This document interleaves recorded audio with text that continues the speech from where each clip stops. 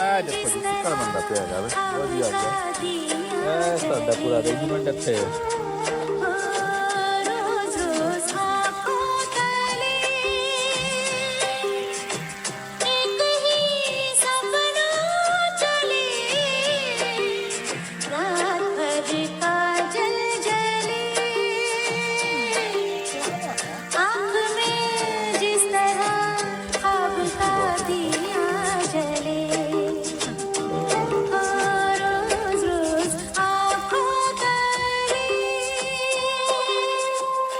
कबीर सिंह आ गए